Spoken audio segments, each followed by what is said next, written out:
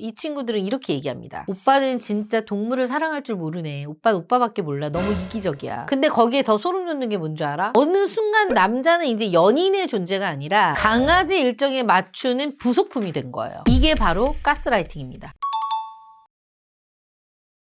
피디님, 요즘 반려인구가 1,500만 시대잖아요. 얼마 전에 보니까 예능에 강아지 유치원에서 막 반장 선거하고 이런 것도 나오더라고요. 너무 신기했어. 그러니까 혹시 개 길러요, 강아지? 저는 안 길러요. 대표님 강아지 키우시나요? 난 강아지 2마리 기르죠. 그래서 저도 이제 강아지를 키우는 입장에서 그 마음이 충분히 이해가 되는데, 근데 문제는 강아지를 이렇게 사랑하는 거를 넘어서 남자보다 강아지가 영순위인 여성분들이 있더라고. 근데 처음에는 별반 다르지 않아. 아, 그냥 강아지를 예뻐하는구나, 요 정도로 보이는데 어느 순간부터 우선순위가 바뀌기 시작하더라고요. 어떡해요? 그러니까 이런 거지. 남친 생일은 대충 넘어가면서 강아지는 막 생일 파티 할 때 막 대여해가지고 케이크 넣고 막 완전 잔치처럼 해주는 거야. 저 금목걸이 해주는 거 봤어요. 강아지한테. 그러니까 이런 여자분들과 이제 연애하는 남자들은요, 강아지 산책도 담당하고요, 병원 대기조, 심지어 강아지 사료비까지 지원도 해주더라고요. 그래서 오늘은요, 연애 서열 1위가 강아지인 여자, 일명 개 수반려의 소름 돋는 정체에 대해서 한번 이야기해 볼게요. 첫 번째입니다. 강아지 수행비서가 된 남자입니다. 남자들이 이 강아지에 집착하는 여자를 만나잖아요. 제일 먼저 느끼는 감정이 뭔지 알아요? 나보다 강아지 더 사랑하는. 그치. 내가 남자친구인가 강아지 수행비서인가 이런 생각한대. 근데 왜 다들 이런 생각을 해요? 그러니까 이런 거야. 처음엔 그냥 동물을 사랑하는, 강아지를 좋아하는 여자구나 정도로만 생각을 하고 연애를 시작하는데, 근데 만나면 만날수록 우선순위가 내가 아니라 강아지인 거지. 대표님도 강아지 키우는 입장에서 이런 느낌 들으셨어요 혹시? 아니요. 저는 제가 먼저죠. 그러니까 이런 거야. 약속을 잡아도요, 강아지 우선순위인 거야. 예를 들어 강아지를 뽀삐면 뽀삐 산책시켜야 돼. 뽀삐 혼자 두면 안 돼. 그러니까 모든 일정 중심이 강아지인 거야. 그러니까 이런 거야. 예를 들어 남자친구가 우리 오랜만에 레스토랑 분위기 좋은 데 가서 밥 먹자라고 해. 그럼 대부분 여자들이 가잖아요. 근데 어떤 거냐? 거기 우리 뽀삐 못 데려가잖아. 애견 동반 아니잖아. 그럼 나 안 갈래. 그러니까 결국 주말 내내 데이트를 해도요, 애견 동반이 되는 데만 찾아서 다니는 거고, 그게 되지 않으면 안 나가는 거야. 그리고 데이트하면서 사진 찍잖아요. 나중에 앨범을 보잖아? 그러면 다 강아지하고 찍은 거야. 그러니까 어느 순간 남자는 데이트를 하러 나온 게 아니라 강아지 외출 도우미가 되는 거죠. 그만큼 강아지가 이제 가족이 됐으니까 사랑해서 그런 걸 수도 있잖아요. 자, 그럼 예를 들면 엄마도 가족이잖아. 그럼 데이트할 때마다 엄마 데리고 나가요?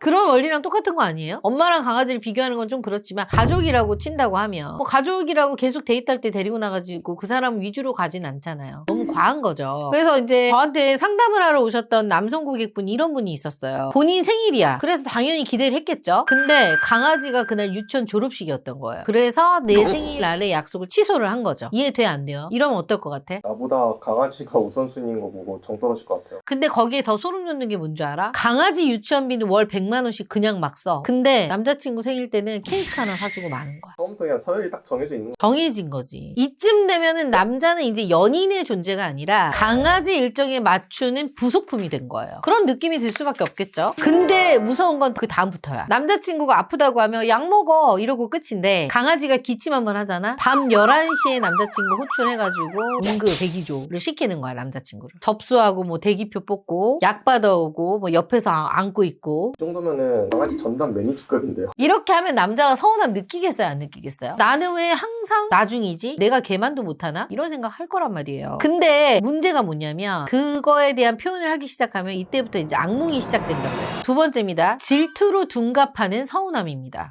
참다가 남자가 한마디 하는 거야. 아니, 우리 둘이 보내는 시간이 좀 있었으면 좋겠어. 너무 강아지 위주 아니야? 이렇게 남자가 얘기할 수 있잖아요. 근데 이제 일명 개수반려들이라 그러죠. 이 친구들은 이렇게 얘기합니다. 한방 언니한테 가면 결혼할 수 있나요? 물론이죠. 1대1로 꼼꼼하게 관리해주고 철저하게 객관화를 할 수 있는 피드백을 주고, 매니저가 딱 달라붙어서 어떻게 해야 할지 컨설팅해주는 전문가를 찾아오세요. 한방 언니가 함께 고민하고 도와드리겠습니다. 오빠, 지금 뽀삐한테 질투하는 거야? 우리 애기가 뭘 그렇게 오빠한테 잘못했는데? 이렇게 남자가 이상한 사람이 되는 거지. 저라면은 충분히 사랑 못 받고 있으니까 억울할 것 같은데. 그치. 이렇다 보니까 남자도 다시 반박을 해요. 아니, 질투가 아니라 서운하다고 얘기하는 거잖아. 그럼 바로 또 이런 말이 나온대요. 오빠는 진짜 동물을 사랑할 줄 모르네. 오빠는 오빠밖에 몰라. 너무 이기적이야. 이게 동물 사랑과 뭔 상관이?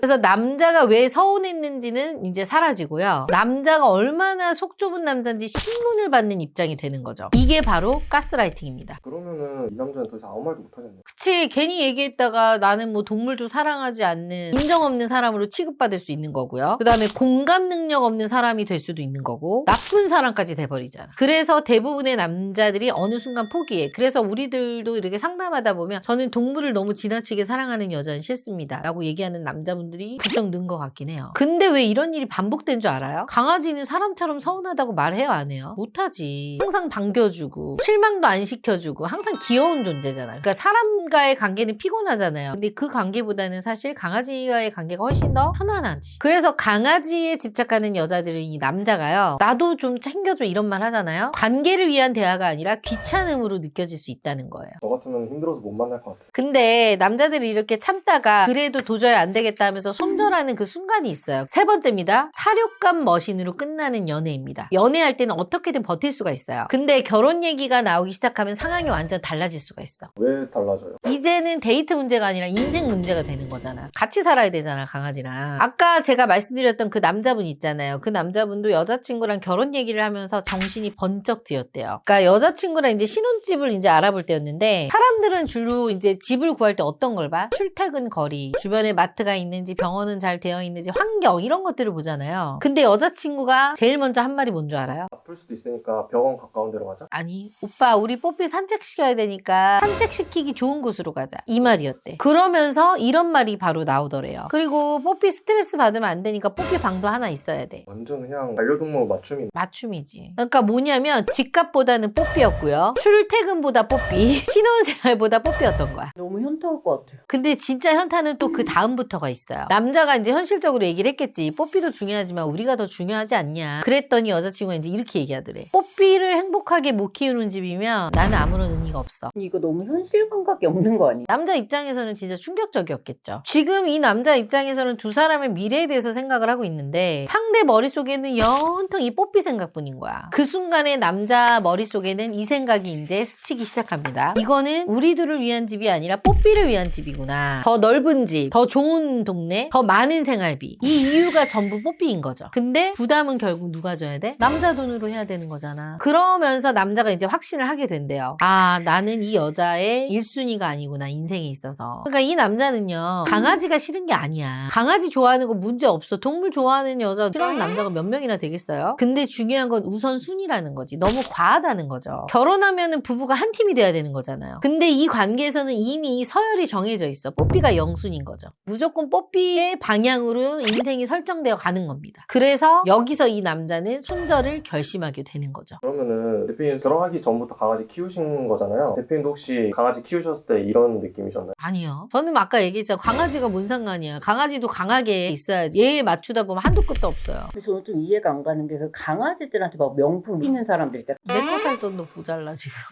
그러니까 이제 뭐 사랑하는 정도라고 생각을 하는 건데 저는 그래도 사람보다 동물이 우선이다. 이거는 좀 아닌 것 같아. 내가 능력이 많아. 그래서 진짜 내가 이 정도 해주고도 넉넉하게 생활을 할 수 있는 정도면 해줄 수 있어요. 근데 내 형편이 넉넉하지도 않은데 그거를 또 남자한테 강요하면서 짊어지게 하는 거는 이거는 문제가 있는 거죠, 사실. 오늘은 그래서 과도하게 강아지한테 집착하는 개 수반려에 대해서 한번 얘기를 해봤는데요. 강아지를 좋아하고 동물을 사랑하는 마음 충분히 너무너무 예쁘고 이해합니다. 근데 이 사람보다 강아지가 먼저인 순간에는 그 연애는 이미 균형이 무너진 거예요. 여러분의 생각은 어떠세요? 또 다른 분들도 있으실 것 같아, 생각이. 반려동물을 이렇게까지 사람보다 우선순위에 두는 사람, 연애 상대로 괜찮다 아니다, 여러분들의 의견도 저는 궁금해서 댓글로 남겨주시고요. 오늘 영상도 좋았다면 좋아요, 구독하기 꼭 눌러주세요.